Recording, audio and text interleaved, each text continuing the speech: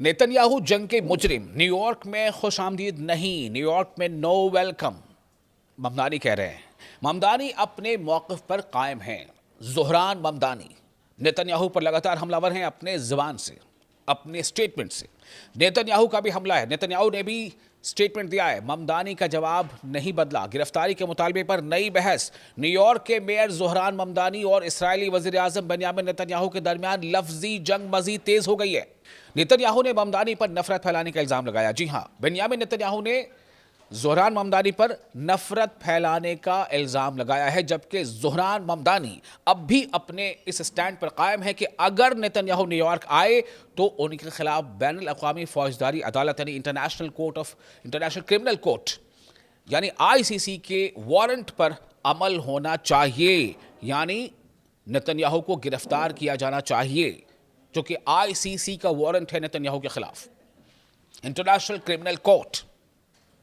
दरअसल ये तनाज़ा उस वक्त शुरू हुआ जब न्यूयॉर्क के मेयर ज़ोहरान ममदानी ने नेतन्याहू को जंगी मुजरिम करार देते हुए कहा कि वो न्यूयॉर्क में खुशामदीद नहीं है। He is not welcomed in New York.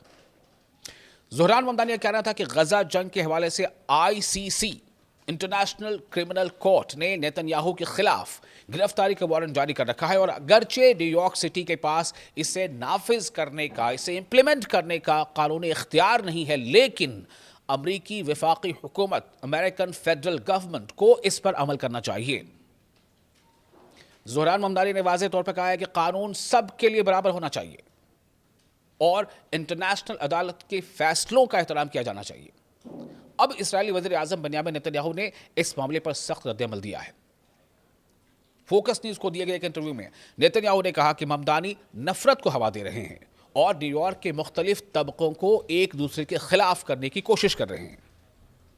Netanyahu का कहना था कि एक मेयर को तमाम शहरियों की नुमाइंदगी करनी चाहिए, खा वो यहूदी हो, मुसलमान हो, ईसाई हो या किसी और मजहब से उनका ताल्लुक हो। नेतन्याहू ने दावा किया कि ममदानी का मौक़िफ़ शहर में तकसीम पैदा कर सकता है। ताहम ममदानी के हामियों का कहना है कि ये मामला किसी मजहब या कौमियत का है ही नहीं, बल्कि इंसानी हुकूक, ह्यूमन राइट्स और इंटरनेशनल कानून, इंटरनेशनल लॉज का है। ज़ोहरान ममदानी मुसलसल ये स्टैंड इख्तियार करते हैं कि गजा में होने वाले वाक़यात पर आलमी क़वानीन, वर्ल्ड लॉज के मुताबिक जवाबदेही होनी चाहिए। अपनी इंतखाबी मुहिम, जो इलेक्शन कैंपेन था ज़ोहरान ममदानी का, उसके दौरान भी वो फ़लस्तीनी हुकूक के हक़ में खुलकर बोलते रहे और उन्होंने वादा किया था कि अगर कानूनी तौर पर मुमकिन हुआ तो इंटरनेशनल क्रिमिनल कोर्ट के फैसलों की हिमायत करेंगे। इसी वजह से फ़लस्तीनी हुकूक के हामी हल्के इन्हें अमरीका की सियासत में एक अलग और नुमायां आवाज़ करार देते हैं। दूसरी जानिब नेतन्याहू ने एक बार फिर इंटरनेशनल क्रिमिनल कोर्ट के इल्ज़ामात को मुस्तरद कर दिया है। उनका कहना है कि उनके खिलाफ जंगी जराइम के इल्ज़ामात बेबुनियाद हैं और वो सितंबर में अक़वाम मुत्तहिदा यानी यूनाइटेड नेशंस की जनरल असेंबली से खिताब के लिए न्यूयॉर्क आने का इरादा रखते हैं। उन्होंने यह भी कहा है कि अमेरिका में इसराइल के लिए सियासी हमायत को चैलेंजेस का सामना है, ख़ासतौर से डेमोक्रेटिक पार्टी के तरक्की पसंद सियासतदानों की जानिब से। इस तमाम कंट्रोवर्सी की ख़ास बात यह है कि ज़ोहरान ममदानी ने अपने स्टैंड में कोई तब्दीली नहीं लाई है। अगरचे उन्होंने तस्लीम किया है कि बतौर मेयर वो नेतन्याहू की गिरफ्तारी का हुक्म नहीं दे सकते, लेकिन वो अब भी अमरीकी हुकूमत से मुतालबा कर रहे हैं कि बैनुल अक़वामी अदालत यानी इंटरनेशनल कोर्ट के वारंट का एहतराम किया जाए। उनका कहना है कि गजा की जंग ने दुनिया भर के लोगों को मुतासिर किया है और न्यूयॉर्क के शहरी भी इस पर शदीद जज्बात रखते हैं।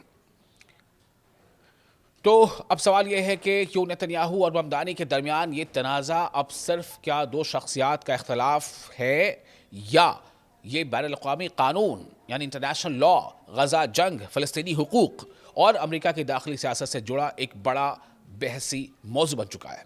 अब सबकी नज़रें सितंबर पर हैं, जब नेतन्याहू के मुतवक्किर न्यूयॉर्क दौरे के दौरान ये तनाज़ा, ये कंट्रोवर्सी एक बार फिर आलमी तवज्जो का मरकज़ बन सकता है। नेतन्याहू के इल्ज़ामात के बावजूद ज़ोहरान ममदानी अपने मौक़िफ़ से एक कदम भी पीछे नहीं हटे हैं और यही बात इन्हें अमरीकी सियासत में एक मुनफरिद और मुतनाज़ा मगर मौसर इफ़ेक्टिव आवाज़ बना रही है। आपको ये वीडियो कैसा लगा? आप अपने तासुरात हमें सोशल मीडिया आप कमेंट में शेयर कर सकते हैं और साथ ही अगर ये पसंद आया हो आपको वीडियो तो आप इसे सोशल मीडिया पर लाइक करें, शेयर करें और आप अपना तासुरात जरूर दें। मशरिक़ वस्ता में अमेरिका ने नहीं सोचा होगा कि इतनी बुरी तरह से अमेरिका फंसेगा और अमेरिका को इस तरह के मसाइल का सामना करना पड़ेगा।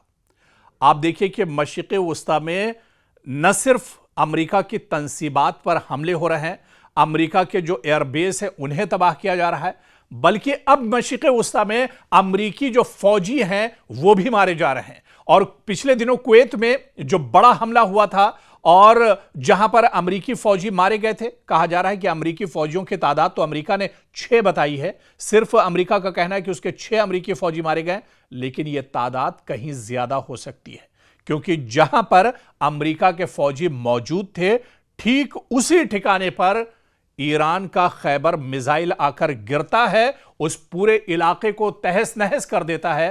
तो क्या उस पूरे इलाके में, उस पूरे कंपाउंड में, वो पूरा जो वो जगह थी, क्या वहां पर सिर्फ अमेरिका के 6 फौजी रहे होंगे? बल्कि यह तादाद कहीं ज्यादा बताई जा रही है, जिसे अमेरिका छुपा रहा है।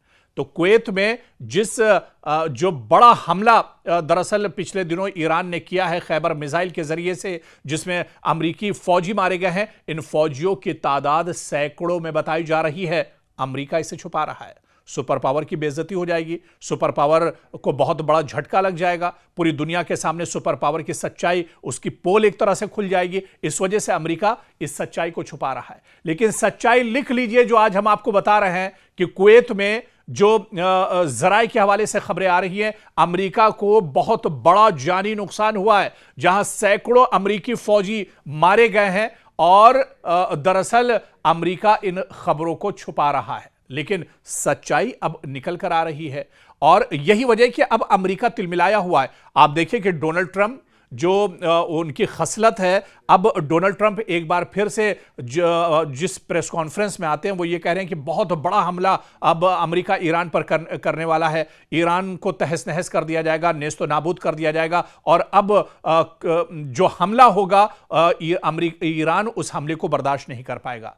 तो अब इस तरह की बातें फिर से डोनाल्ड ट्रंप करने लगे हैं, यानी कहीं ना कहीं डोनाल्ड ट्रंप पर अब बहुत बड़ा दबाव है और बहुत बड़ा नुकसान डोनाल्ड ट्रंप का हुआ है। इसके अलावा आप देखिए कि पूरे मशरिक़ वस्ता में दरअसल अमेरिका तिलमिलाया हुआ है, क्योंकि मशरिक़ वस्ता में जहां जहां आप देखिए कि पहले की जो जंग हुई उर्दन यानी जॉर्डन में ईरान ने हमले नहीं किए थे, क्योंकि जॉर्डन भी अमेरिका के लिए बहुत इंपॉर्टेंट है। जब कतर पे, दुबई में, अबू धाबी में, यूएई में हमले बढ़ने लगे तो अमेरिका ने अपना जो पूरा इंफ्रास्ट्रक्चर था वो जॉर्डन पहुंचा दिया था।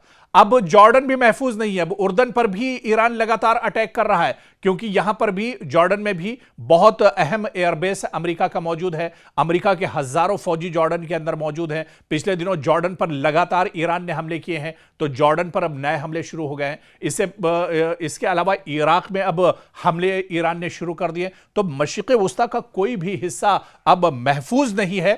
और इतना तो आप भी जानते हैं कि मशरिक़ वस्ता के जितने ममालिक हैं, मशरिक़ वस्ता में जहां जहां अमेरिका के तंसीबात, इंफ्रास्ट्रक्चर हैं, जहां जहां अमेरिका के एयरबेस हैं, वो सब दरअसल ईरान की हद में आते हैं और ईरान जब चाहता है उन पर अटैक करता है।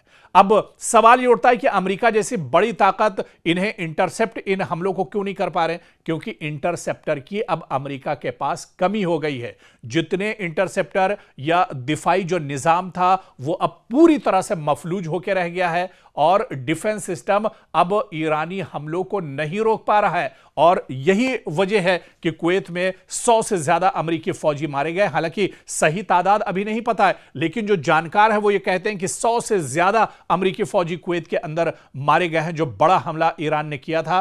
तो अब अमेरिका की भी पोल खुलने लगी है। और पिछले दिनों जो रिपोर्ट हमने आपको बताई थी कि 37 बिलियन से ज्यादा अमेरिकी जो डॉलर हैं, 37 बिलियन से ज्यादा अमेरिकी डॉलर्स का जो अब तक नुकसान इस जंग में हो चुका है, यानी हिंदुस्तान के हिसाब से अगर बात की जाए तो यह अरबों खरबों में अब तक ईरान का, अमेरिका का इस जंग में नुकसान हो चुका है। और अब ये अमेरिका की दरअसल कमर पूरी तरह से टूट चुकी है। अब अमेरिका दरअसल चाह रहा है कि किस तरह से इस जंग से बाहर निकला जाए, क्योंकि वो चारों तरफ से इस जंग में पूरी तरह से जकड़ चुका है, वो चारों तरफ से घिर चुका है और वो अब इस जंग से दरअसल निकलना चाह रहा है, अपने आप को बचाना चाह रहा है।